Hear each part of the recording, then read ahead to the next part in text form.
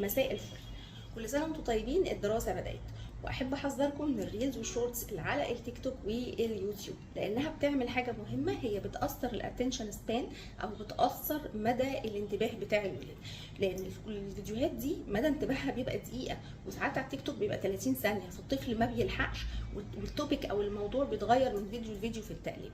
مهم نخلي بالنا ان ده هيخلي الطفل بيمل بسرعه وبيزهق بسرعه. فهو لو قاعد يذاكر هو مش طايق يقعد يذاكر وقت، مش طايق يفهم الميس اللي بتتكلم 40 دقيقه، لان هو متعود على الدقيقه وعلى ال 30 ثانيه. فبالتالي احنا محتاجين نوقف الموضوع ده خالص مع ولادنا، ويفضل ان احنا نوقفه تماما طول الوقت. لكن لو ما قدرناش يبقى على الاقل في فتره الدراسه، في شهور الدراسه، نوقف الريلز والشورتس علشان نحافظ على مدى الانتباه بتاع الولاد سليم، يقدر يستوعب كميه معلومات مناسبه.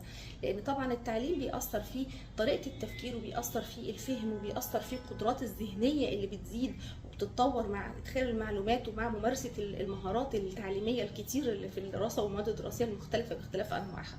مهم نخلي بالنا بقى من حته يا دكتور الطفل يلعب كل يوم على الموبايل ولا لا.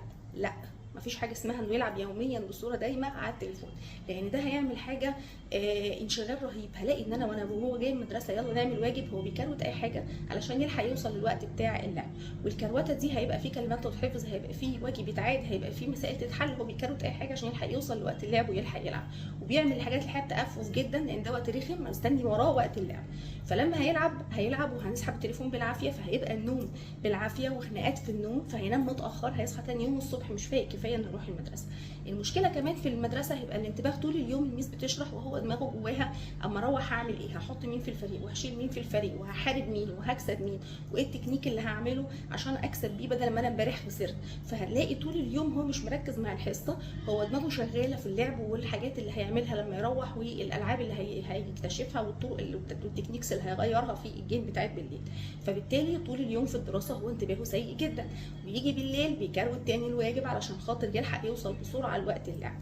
فالافضل طبعا ان لو هيلعب يبقى ساعه لساعتين في الاسبوع في الويك اند بس، بعد ما يخلص اللي وراه، ما يبقاش كل يوم ولا بصوره منتظمه، ولا تبقى دي مكافاه ثابته كل يوم، لانه بعد شويه هيبقى حق مكتسب ان لا، في وقت اللعب بتاعي انا عملت الواجب، انا لازم اخد وقت لعب. يبقى لو ما فيش لعب ما فيش واجب، فكده مش منطقي ورابطه مش صح ابدا ان احنا نعلمها لاولادنا. دمتم بصحه وسعاده.